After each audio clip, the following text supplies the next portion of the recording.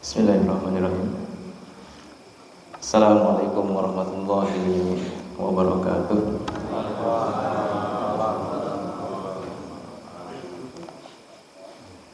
Innal hamdalillahi wassalatu wassalamu ala nabiyyina Muhammad wa ala alihi wa sahbihi ajma'in. Alladzi ballagha risalah wa addal amanah wa nasal ummah wajada fillahi haqqa jihadihi summa atahul yakin summa amma ba'd. Jamaah sholat subuh dan bapak ataupun ibu yang kami hormati, alhamdulillah dengan nikmat iman, nikmat sehat ya, kita bisa dipertemukan, masih diberi nikmat hidup ya Pak. Kalau kita lihat sentuh hidung kita masih ada anginnya ya, ada nafasnya. Itu tandanya Allah masih memberikan kesempatan hidup untuk agar beramal. Kalau kita banyak dosa ya kita segera bertobat. Nah, ini adalah nikmat yang luar biasa dari Allah Subhanahu wa taala yang patut kita syukuri, kesempatan yang luar biasa ini. Kemudian salawat dan salam kita haturkan kepada junjungan kita Nabi Muhammad sallallahu alaihi wasallam yang telah membimbing kita pada jalan kebenaran, yaitu al-Islam, yang saya yakin kita berharap semuanya nanti wafat juga ingin dalam keadaan muslim ataupun Islam.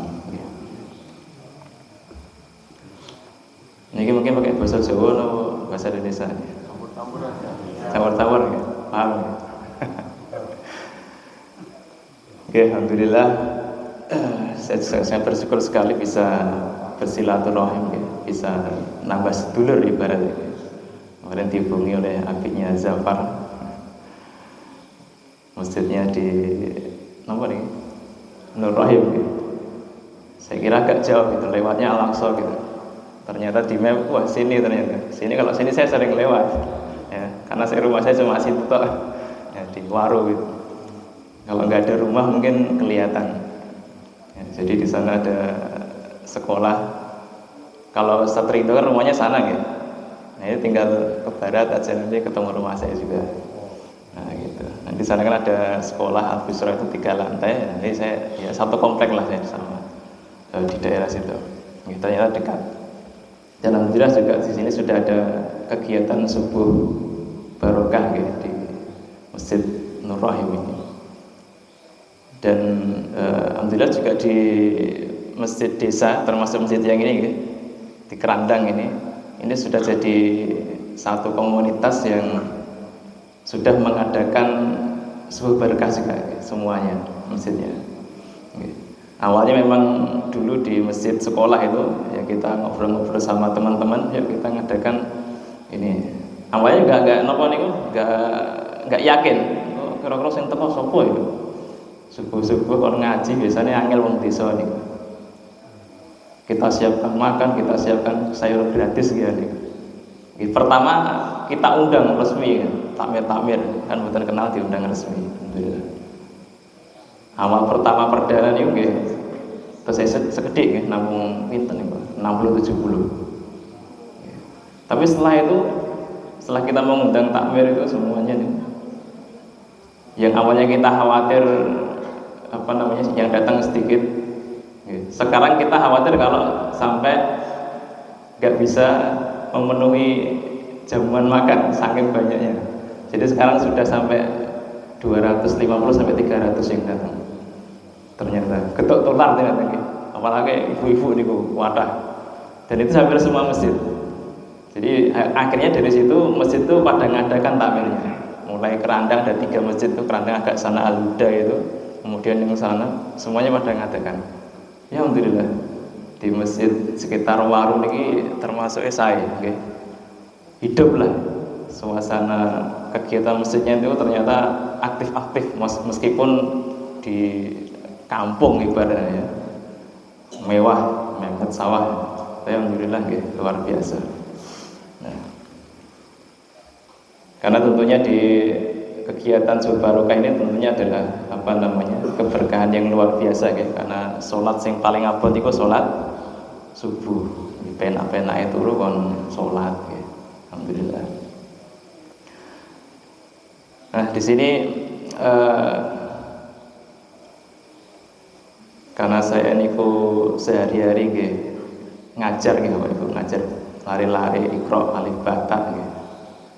Nggih saya niku bisanya nggih berkenaan dengan apa niku pendidikan. Kemarin sudah ditulis di flyer niku nggih. Meneladani generasi terbaik umat.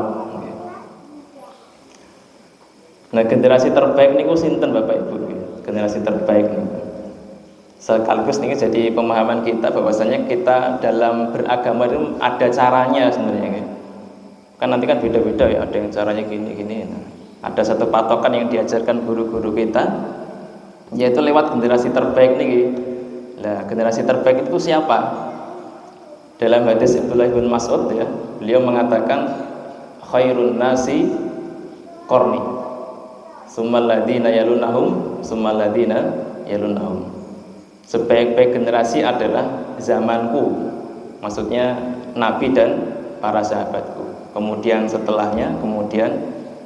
Jadi ada 3 generasi Pak Bu, ada 3 generasi yang terbaik.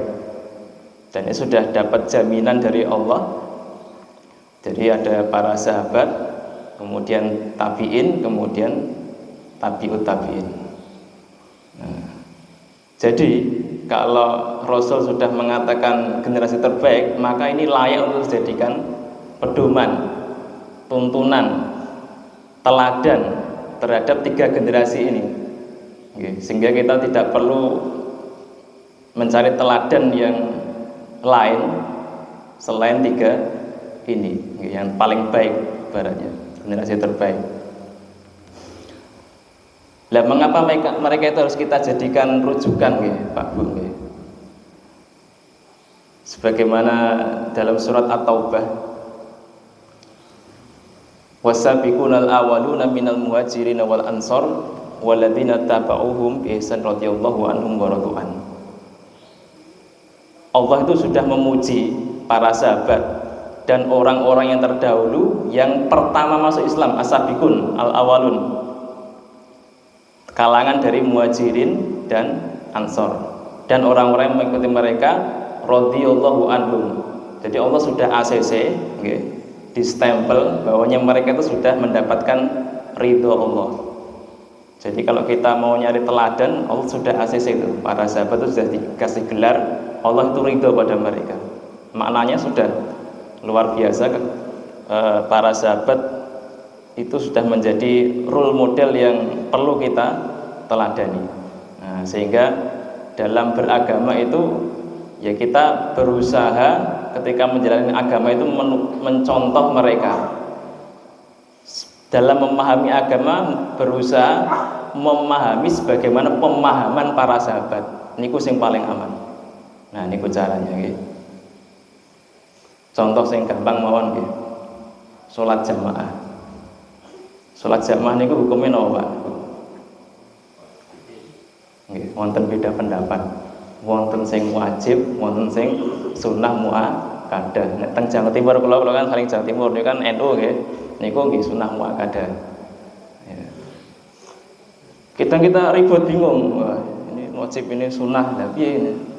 Ya, kita caranya adalah keluar saja dari pendapat, dari perbedaan itu. Kita ngelihat para sahabat. Oh, para sahabat ini jenenge sholat jamaah tidak ada hampir yang ketinggalan. Apalagi ada ancaman Rasul, sing sholat jamaah mau tak bakar rumah sampai seperti itu. Sehingga para sahabat itu intinya wis mikir sunah wajib pokoknya iki surga pahalane gede, mangkat sholat jamaah. Jadi keluar dari perbedaan pendapat. Pokoknya nek sholat jamaah kan aman nggih. Nah, kadang nek sing nganggep sunah muakkadah kadang ngremehke, alah sunah wae tak sholat ning omah wae. Padahal Imam Syafi'i yang berpendapat itu sunnah, beliau saja namanya sholat jamaah nggak pernah ketinggalan. Imam Syafi'i walaupun dia berpendapat sunnah. Nah, jadi seperti itu intinya nggih. Ngikuti sahabat ini pokoknya nek ada amalan sing apik pahalane gede, seakan-akan mereka tuh ya wajib gitu sholat jamaah itu. Karena wis ra hitung-hitungan pahalanya gede 27. Ibaratnya jenengan pilih 1 juta napa 17 juta. Tentunya milih sing 17 juta ya, 27 derajat seandainya bisa dikonversikan ke uang misalkan. Nah, seperti itu. Nah, itu menjadi generasi napa niku terbaik. Dan hebatnya pendidikan di Islam niku kan niku Pak, napa niku nek pendidikan barat niku kan ketika dia ingin merumuskan suatu metode napa-napa kan dari eksperimen nggih, dicoba sih. Nek bener ya lanjut, nek mboten bener nggih ganti lagi, coba lagi eksperimen. Dari awalnya dari situ. Tapi kalau dalam Islam niku mboten. Dalam Islam niku sudah ada tuntunannya, sumbernya adalah paten. Wahyu nggih, Al-Qur'an kalih hadis. Jadi nggak perlu diteliti lagi sebenarnya. Mesti benar sebenarnya. Ketika Rasul mengatakan gini itu sudah benar. Itu hebatnya pendidikan Islam, tidak perlu eksperimen karena sudah yakin dari Allah dan itu pasti benar. Kemudian kalau kita melihat urutan dari keutamaan para sahabat ini ada urutannya sebagaimana dikatakan oleh Ibnu Umar ya. Dulu kami itu sering membandingkan sahabat ini lebih baik dari sahabat ini. Maka kata Ibnu Umar, kami nukhayyiru Abu Bakrin summa Umar summa Utsman. Urutannya adalah yang paling terbaik adalah Abu Bakar Siddiq, kemudian Umar bin Khattab, kemudian Utsman. Nah, ini urutan paling mulia, Abu Bakar, Umar, Utsman. Ini jenengan lihat sejarahnya beliau 3 orang ini pun luar biasa. Luar biasa antara Abu Bakar, Umar, Utsman. Nanti ada Ali, ada dan lain-lainnya.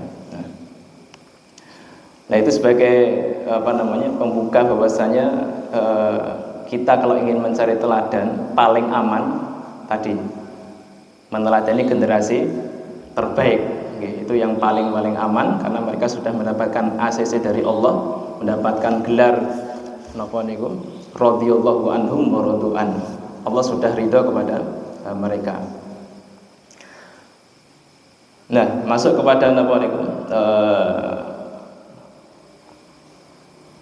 bab tentang pendidikan para sahabat. Kalau jenengan baca sejarah itu dakwah Rasul kan pertama di Mekah niku sekitar 13 tahun. Dan kalau kita lihat baca sejarah niku fase Mekah niku dakwahe yang paling utama itu tentang iman sama akhlak biasanya. Iman sama akhlak.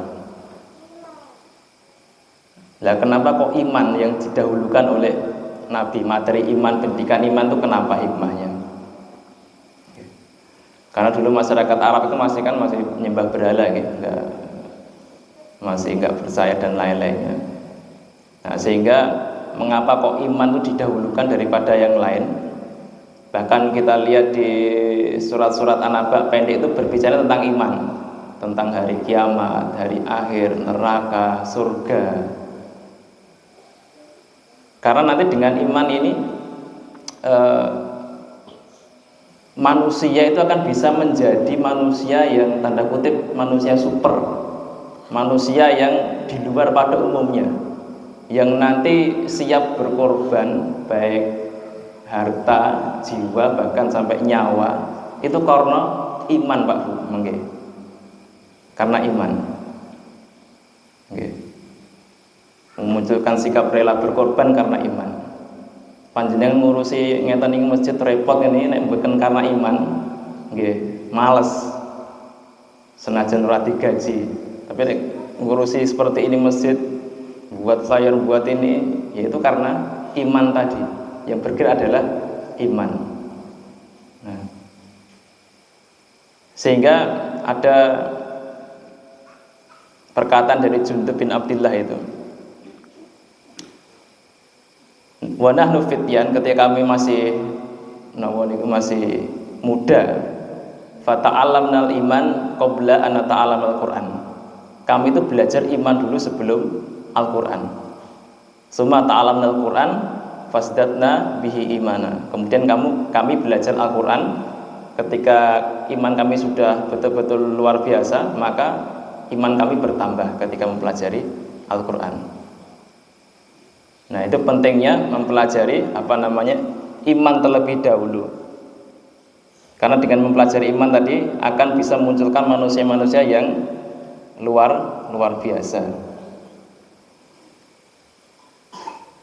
Muhammad Al-Fatih, pernah mirang Bu?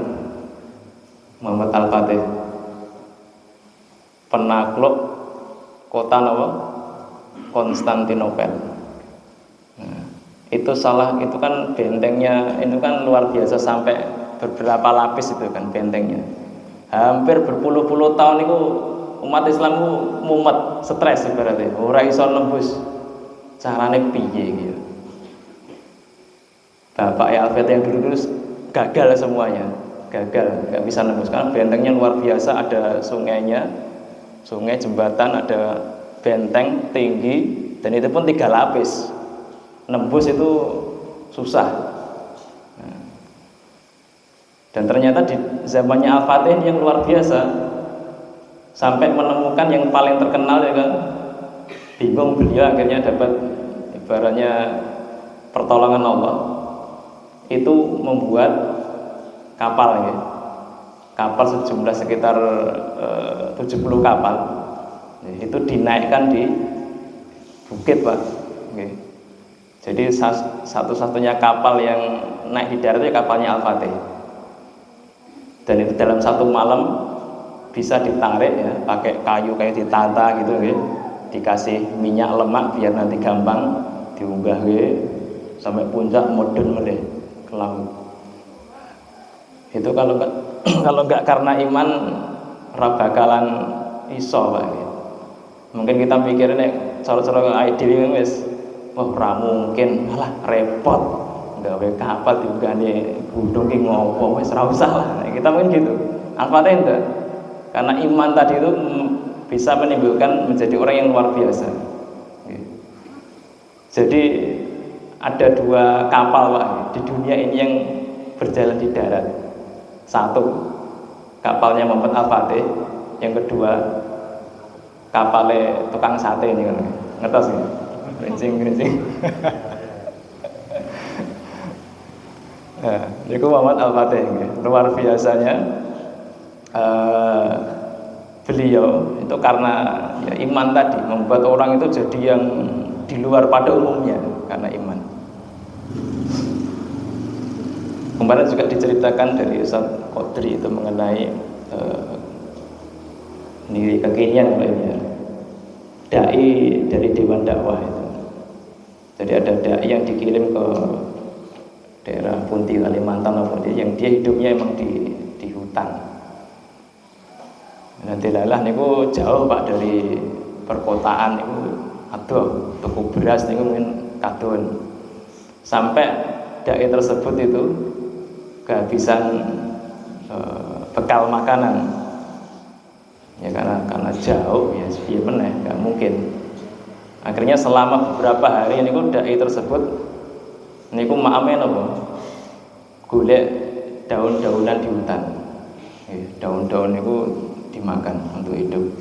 Jadi ngertos piyambak kalau kita makan daun terus-menerus itu BAB kita seperti apa, Pak? Ngertos ya. Kalau makan daun terus niku sampai seperti itu.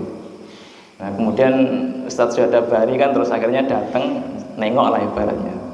Dan beliau nggak tahu kan. Ketika ditanya, "Pripun Ustadz di sini perkembangannya gini-gini?"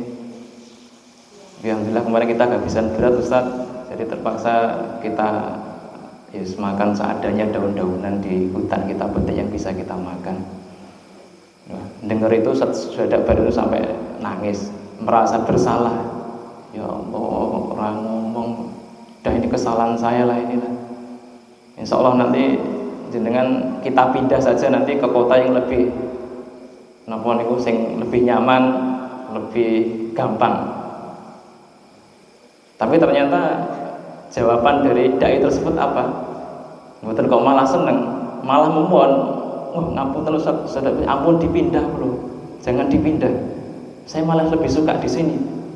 Ketika saya itu lebih dalam keadaan susah, keadaan seperti ini, saya lebih bisa dekat dengan Allah katanya. Jadi malah mboten purun dipindah, sing luwih penak. Karena tadi kata beliau bicaranya tentang tadi kembali ke iman tadi. Okay. Karena dengan kondisi seperti itu dia bisa lebih dekat sama Allah, lebih ingat sama Allah, lebih bisa beribadah sama Allah dengan ujian-ujian seperti itu. Okay. Ini buatan karena iman, pengennya pindah nih Pak, mulai golek sing kota wae gampang. Kadang memang musibah itu kadang malah mendekatkan kita pada Allah. Gitu. Ayo nek sehat ngeten iki nggih. Kadang sok lali. Ya, jarang istighfar, jarang sedekah. Gitu. Tapi nek pas diuji Allah sakit, lagi kelingan nggih. Waduh ya Allah, astagfirullah, astagfirullah. Nah, kadang musibah niku adalah mendekatkan kita pada Allah. Makanya salah satu tanda Allah mencintai hambanya itu adalah diberi dengan musibah. Jadi kalau kita bermusibah bukan usah khawatir, tanda bahwa Allah mencintai kita, dihapuskan dosa-dosa ini, kasih pahala oleh Allah. Ya. Bahkan kalau kita tuh di hidup kita nggak pernah dapat musibah, malah ini tanda tanya. Ojo-ojo nanti kita sudah dibayar oleh Allah di dunia, di akhirat wis rene apa-apaan nih ojo-ojo. Nah. Jadi orang beriman itu mesti ada ujian, mesti nanti gitu, Pak Bu. Nah, kembali kepada apa namanya iman tadi. Kalau kita lihat perjalanan para sahabat itu luar biasa dalam menjalankan keimanan kepada Allah Subhanahu Wa Taala. Kalau kita lihat sirah Nabi, kita lihat sirah Nabi kembali, ya. Kisah perang Badar misalnya. Perang Badar itu 300 melawan berapa Pak? Pinten? 1000. 300 lawane 1000. Berarti cara carane iku nek cara kula setunggal kudu nglawan wong 3 Pak, gelut. Medeni lah. Nggih. Bapak Isbar awake gede-gede ngene kan boten wani mlayu. Jadi 1 harus banding 3. Itu saja sebenarnya persiapan dari kaum muslimin itu kurang, merapati siap perang jan-jane. Tapi musuh wis jumlahe 1000, siap perang. Bahkan semua jawara-jawaranya Mekah Quraisy itu metu kabeh, Pak. Sing pinter silat, pinter kungfu mungkin keluar semuanya. Siap semua dengan peralatan yang sudah lengkap. Kaum muslimin cuma 300 janjane yo ora siap perang. Cuma pengen ngadang tok jane malah ketemu wong 1000 perang. Sehingga dia mengatakan seorang, kalau di sini mungkin ada tentara atau mungkin ahli strategi militer, pasti akan mengatakan, kalau pakai logika saja gitu, pasti akan mengatakan wes bubar kaum muslimin, mesti kalah. Tapi tadi kembalinya ke keimanan. 300 ngelawan 1000. Jadi kalau dalam Islam niku mboten kok hitung-hitungan menang peralatan paling canggih, paling hebat mboten, tapi iman tadi. Karena iman tadi akhirnya memunculkan pertolongan Allah, sehingga Allah menurunkan pertolongan lewat para malaikat. Makanya Umar mengatakan, yang aku tatapkan pada kalian itu bukan kok jumlah persenjataan kalian itu tidak, tapi kalau ada di antara kalian pasukan kalian yang bermaksiat kepada Allah, itu yang saya takutkan, sehingga nanti tidak bisa memunculkan pertolongan Allah. Akhirnya dibantu malaikat, dilibas habis nih pasukan kafir Quraisy. Nah, itu perang Badar. Jadi pakainya itu iman. Ya. Bedanya kita dengan orang Barat. Kalau orang Barat itu dia hanya pakai sunatullahnya Allah. Ya nanti sing peralatannya paling canggih, militernya paling hebat, ya kuwi sing menang. Itu nek pola pikir sunatullahnya Allah. Biasa pakai logika. Tapi kalau dalam Islam tidak. Pakainya adalah keimanan, ketakwaan. Ketika kaum muslimin itu imannya bagus, ketakwanya bagus, ngelawan 1000, ngelawan 2000 dalam sejarah Islam itu banyak yang menangnya karena iman tadi, akhirnya ditolong oleh Allah. Nah, oke, kita masuk ke generasi terbaik tadi, Abu Bakar As-Siddiq radhiyallahu anhu. Yeah. Abu Bakar ini dalam sejarah Pak, seandainya Allah tidak mengkaruniakan Abu Bakar, mungkin Islam ini bubar Pak. Islam ini luar biasa didikan Rasulullah kepada Abu Bakar. Abu Bakar ketika saat Nabi meninggal, saat Nabi wafat ini kan kondisinya Madinah kondisinya Madinah itu setelah wafatnya Nabi itu kacau balau, ruwet. Jadi ketika Nabi meninggal, banyak fitnah, bahkan sampai Umar itu kan ketika Nabi meninggal sampai kayak orang yang kehilangan kewarasan. Umar pada kelasnya Umar ketika Nabi meninggal, beliau teriak-teriak, siapa yang bilang Nabi meninggal, orang-orang munafik, tak potong tangannya ini, betul tak potong tangannya ini. Nabi enggak meninggal. Umar. Padahal dulu Umar itu orang yang paling nafsu untuk membunuh Nabi. Sekarang kehilangan Nabi, merasa orang yang sangat paling kehilangan. Nah, kaum muslimin juga sama kayak Pak Bu. Bingung. Wah, Nabi meninggal berarti apa sudah selesai nih Islam ini? Bubar ini. Yang biasanya mereka jadi rujukan, jadi tempat curhat, jadi tempat permasalahan, sudah gak ada lagi. Nah, ternyata yang bisa menenang adalah sinten? Abu Bakar. Keimanannya Abu Bakar luar biasa. Beliau mengatakan, wahai kaum muslimin, barang siapa yang menyembah Muhammad, maka Muhammad telah wafat. Tapi barang siapa yang menyembah Allah, maka Allah tetap hidup dan tak akan mati. Sambil membacakan sebuah surat, wa ma Muhammadun illa rasul qad khalat min qablihi rusul. Muhammad itu adalah hanya seorang rasul sebagaimana rasul terdahulu yang sudah berlalu. Afa immata au qutilan qalabtum ala aqabikum.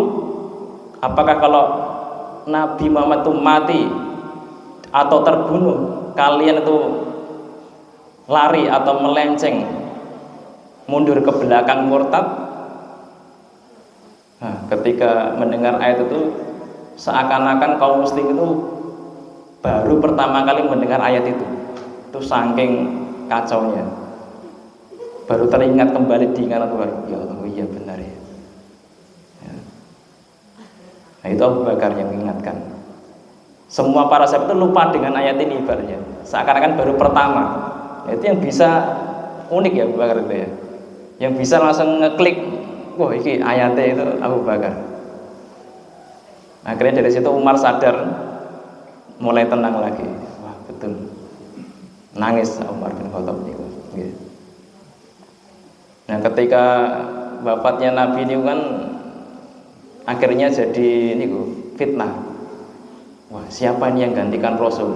Pengen rebutan kekuasaan, pengen jadi raja, gantikan Rasul. Arab ini kan banyak suku ya Pak, kabilah-kabilah, sehingga kita yang berhak ini, setelah Rasul kita yang gantikan. Kabilah sini kita yang lebih pantas ya. Mulai geger.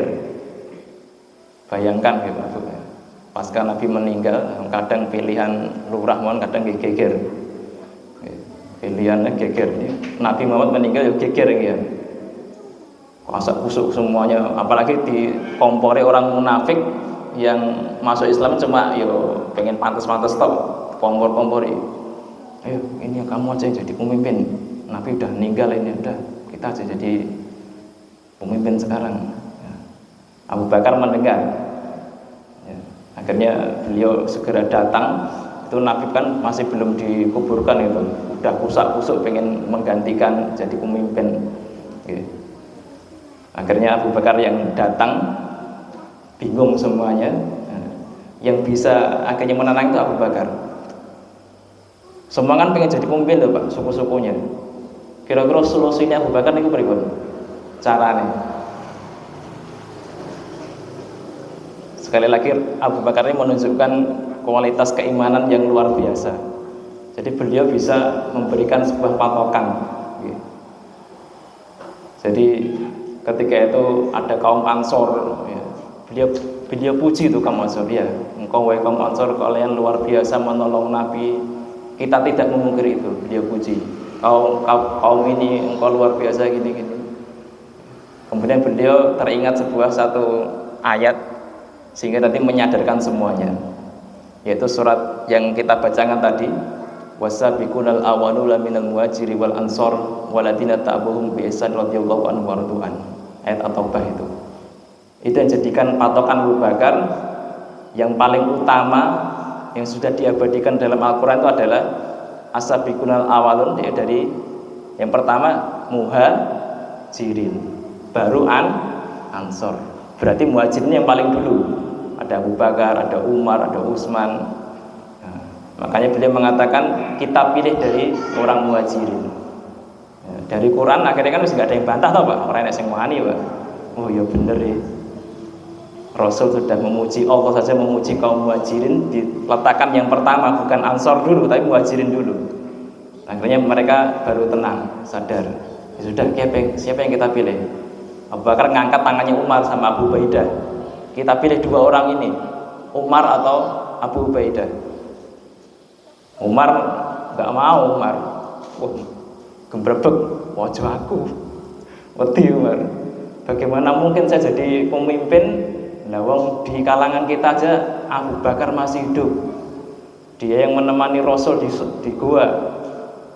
Dia yang dijadikan isyarat oleh Rasul ketika Rasul sakit, yang disuruh sholat adalah, pemimpin sholat adalah Abu Bakar. Orang mungkin, aku nggak mau jadi. Gantian Umar ngangkat tangannya Abu Bakar, kita pilih Abu Bakar saja. Akhirnya sepakat, yang dipilih akhirnya adalah Abu Bakar. Abu Bakar juga teringat jangan memberikan jabatan kepada orang yang meminta. Itu juga jadi ajaran Abu Bakar. Banyak orang yang minta kan itu, aku jadi pejabat, aku jadi ini. Nah, dari hadis itu juga Abu Bakar paham bagi orang yang meminta jabatan tidak diberikan. Makanya akhirnya yang dipilih adalah Abu Bakar. Itu bisa meredamkan orang-orang yang tadinya pengen jadi pemimpin, yaitu Abu Bakar tadi. Luar biasanya Abu Bakar. Karena apa? Imannya luar biasa Abu Bakar ini. Makanya Rasul mengatakan seandainya iman semua manusia itu ditimbang, antara Abu Bakar sama imannya seluruh manusia, timbangnya lebih berat imannya Abu Bakar. Sahabat Nabi yang paling luar biasa. Ketika Nabi berceramah Pak, berkata, idza jaa nasrullahi wal fath wa ra'aitan nas yadkhuluna fi dinillahi afwaja. Apabila telah datang kemenangan dari Allah, itu Rasulullah katanya menyampaikan di khutbahnya tadi, para sahabat itu semuanya gembira, alhamdulillah kita menang, sudah menang. Tapi Abu Bakar itu malah nangis Pak, malah nangis, sehingga para sahabat itu sampai bingung, piye tahu Bakar ya, dong Nabi itu ngabarkan berita gembira kok malah nangis, ini panjenengan pripun tahu Bakar. Nangis lagi, semakin nangis lagi. Ternyata Abu Bakar tahu Pak, namanya sahabat ya. Kalau Nabi kan berarti koncoplek. Abu Bakar ini Nabi ini, beliau tuh tahu perasaannya. Oh berarti kalau ayat ini sudah kemenangan yang paling puncak, berarti maknanya Nabi itu sudah berakhir, berarti akan wafat, telah sempurna Islam itu. Makanya beliau nangis. Dan itu hanya Abu Bakar yang paham. Rasulullah cuma tersenyum saja sama Abu Bakar. Nah itu hanya Abu Bakar yang bisa mengambil isyarat bahwasanya, oh berarti ini Nabi sudah mau meninggal ini. Islam sudah sempurna, Mekah sudah ditaklukkan, umur Nabi juga sudah semakin tua. Akhirnya Abu Bakar paham, nangis sejadi-jadinya. Nah, itu hanya Abu Bakar yang bisa memahami itu. Nah, di zaman Abu Bakar juga itu diuji dengan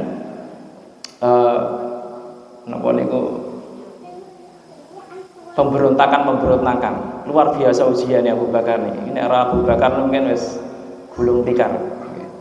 Jadi ketika Nabi wafat itu para kabilah beberapa Arab itu ngerasa dulu bayar zakat Pak.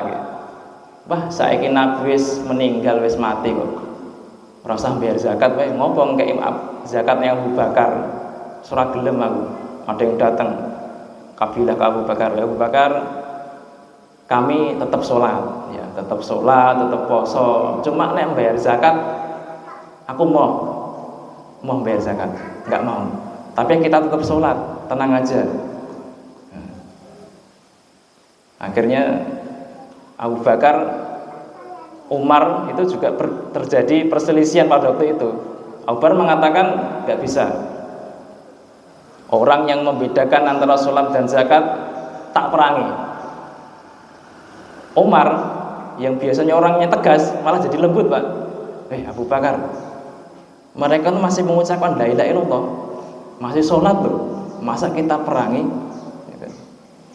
Jiwa hartanya itu masih dilindungi menurut haknya. Kemudian imannya Abu Bakar itu main lagi ibaratnya.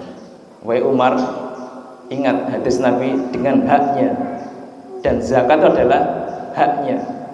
Jadi orang yang memisahkan antara sholat sama zakat nggak bisa, itu rukun, tetap tak perangi.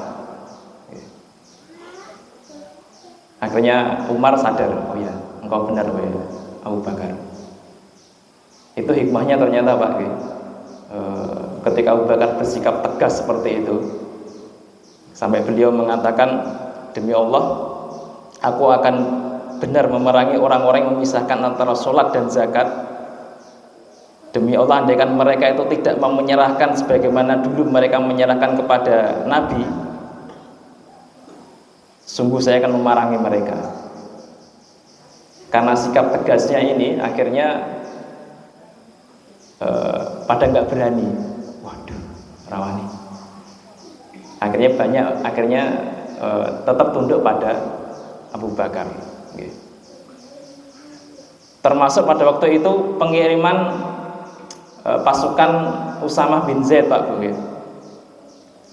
Jadi ketika itu kan ya tadi banyak pemberontakan, kosak kusuk, sehingga dulu pada zaman Nabi sudah sakit-sakitan, beliau itu memerintahkan Usamah bin Zaid untuk berjihad berperang melawan Romawi di Syam. Nah, karena sudah berangkat Pak, pun mangkat beberapa mil dari Madinah itu. Cuma karena mendengar Nabi meninggal, nggak jadi berangkat, balik lagi ke Madinah. Nah, ketika itu Abu Bakar itu kebijakannya tetap ingin mengirim Usamah, tetap lanjut. Banyak sahabat yang protes. Saya Abu Bakar, iki Madinah iki kondisinya lagi kayak gini. Pasca Nabi meninggal itu banyak orang yang murtad, banyak orang yang pengen melepaskan diri dari Islam, nggak mau bayar zakat. Nah, kemudian Usamah bin Zaid dengan pasukan yang besar jumlahnya itu, Madinah jadi sedikit. Nah, kemudian diserang, wah bubar ke Madinah, kemudian diserang tiba-tiba gitu. Itu para sahabat. Logikanya lewat Umar mengatakannya. Termasuk Usamah pun juga setuju dengan itu. Ini dipikir-pikir ini bener Pak. Wah, kok nek dikirim itu sebagian besar pasukan melu Usamah bin Zaid semuanya, Madinah kosong, tiba-tiba diserang sama suku-suku lain yang selama ini benci sama Nabi, benci sama Islam, renek uangnya bubar gitu. Tapi logikanya Abu Bakar tuh pakai iman lagi. Ya, uniknya beliau mengatakan tidak, saya tetap akan mengirim pasukan Usamah bin Zaid. Demi zat yang jiwa Abu Bakar berada di tangannya, sekiranya ada binatang buas yang menerkamku, sungguh aku tak melaksanakan pengiriman pasukan Usama seperti yang diperintahkan Rasul. Walaupun aku hanya sendirian di kota Madinah, tetap aku pelaksanakan. Jadi Abu Bakar itu model ini, kalau Rasul sudah memerintahkan, ya sudah, harus jalan apapun kondisinya. Usama ini akhirnya tetap berjalan, pasukan Usama ini tetap berjalan untuk melawan Syam. Sambil Abu Bakar niku ketika melepas pasukan Usama, itu pun dulu Umar itu bersama para sahabat juga pernah protes juga. Wahai Abu Bakar, Usama itu kan masih muda, umurnya sekitar baru 20 tahun, Pak. Baru 20 tahun sudah jadi pemimpin pasukan. Kan masih muda, belum pengalaman, kok diganti wae. Karena di dalam prajuritnya Usama itu ada sahabat-sahabat senior, ada Umar, ada Abu Ubaidah, mau dipilih yang pengalaman. Ya kita ya bener Pak, jenenge Arab menaklukkan Romawi, pasukan luar biasa, negara adidaya superpower, ngirimnya kok ibaratnya bocah ingusan, rong di pengalaman. Nah Abu Bakar enggak, pakai logiknya warga iman lagi. Wahai Umar, sing ngangkat Usama bin Zaid itu adalah Rasul. Yang mengangkat Usama itu adalah Rasulullah SAW. Dan dulu ketika Nabi Muhammad masih sugeng, masih hidup, kalian juga setuju menerima. Nah kok sekarang ketika saya, kalian nggak setuju, pengen ganti Usama bin Zaid? Enggak. Kalau Rasul menunjuk Usama bin Zaid, mengangkat menjadi pemimpin, bagaimana mungkin saya berani untuk mencopot Usama bin Zaid? Tetap Usama bin Zaid jadi pemimpinnya. Itu sikap tegas dari Abu Bakar. Akhirnya Umar sadar, oh ya, sadar lagi, engkau benar Abu Bakar. Akhirnya tetap dikirim. Itu Usama bin Zaid naik kuda, niku Abu Bakar nuntun kudanya Pak. Ibaratnya presiden Usama cik bocah ingusan, ibaratnya masih kecil, nuntun kudanya. Usama ya pekewah tau Pak. Waduh, presiden, ampun Abu Bakar, jangan gitu, saya tak turun aja. Enggak Usama, kamu tuh naik kuda. Saya ingin berjalan juga agar mendapatkan pahala debu-debu di jalan Allah, berjihad di jalan Allah. Tawaduknya Abu Bakar itu. Bahkan ketika dalam perjalanan itu beliau bisiki Usama, wahai Usama, boleh enggak saya minta izin pada kamu, minta satu saja. Apa itu Abu Bakar? Aku ingin Umar bin Khattab jangan engkau ajak untuk berperang. Aku minta izin Umar untuk tinggal bersamaku di Madinah. Ini juga pelajaran betul-betul Abu Bakar luar biasa, menghargai seorang pemimpin yang masih muda. Walaupun dia sebenarnya presiden, yuk sebenarnya gampang aja Pak. Umar melu aku, no wes, yo, ibaratnya gitu. Akhirnya Usama, gimana lagi? Mesti ya menyetujui. Ya sudah Abu Bakar, gak apa. Umar biar tinggal di Madinah, nemani Abu Bakar. Akhirnya pasukan Usama niku berangkat, dan bener luar biasa taatnya, hikmah dari taatnya kepada Nabi Muhammad SAW itu dalam sejarah Islam. Akhirnya pasukan Usama niku menang Pak, dengan kondisi tidak ada yang terluka pasukannya, tidak ada yang terbunuh, Romawi kalah. Hikmahnya ternyata apa dalam sejarah niku? Ya karena sikap-sikap Abu Bakar tadi itu semuanya tadi, mulai dari Rasulullah meninggal, ini zakat, kemudian pengirim pasukan Usama tetap kekeh, kudu Usama, kudu mangkat, kudu berangkat. Akhirnya pemberontakan itu akhirnya semuanya lerek Pak, nggak ada yang berani semuanya. Sehingga orang-orang di beberapa timur barat itu akhirnya punya pikiran, tak kira ki Madinah ki mulai ambruk setelah Nabi meninggal, mulai kacau balau, kayaknya Islam wis kukut kayaknya. Ternyata dengan dikirimnya pasukan Usamah niku malah ternyata masih kuat itu, sampai bisa ngirim pasukan ngalah ke Romawi bisa. Akhirnya membuat beberapa suku yang tadinya mau berontak itu nggak berani. Wah, akhirnya mereka semuanya itu nggak jadi memberontak, semuanya menjadi tenang kembali. Akhirnya semuanya taat patuh kepada Khalifah Abu Bakar As-Siddiq. Sampai Ibnu Mas'ud itu mengatakan, sungguh setelah wafatnya Rasulullah itu, kita itu mengarah pada kehancuran, kebinasaan, meh kukut ibaratnya. Jika Allah tidak mengkaruniai Abu Bakar, mungkin Islam ini udah kocar kacir. Itu Ibnu Mas'ud, sahabat Ibnu Mas'ud. Jadi seperti itu luar biasanya iman Abu Bakar. Ini kalau kita pikir pakai logika ngoten nggih, bingung kita menyelesaikan masalah yang ruwet seperti ini.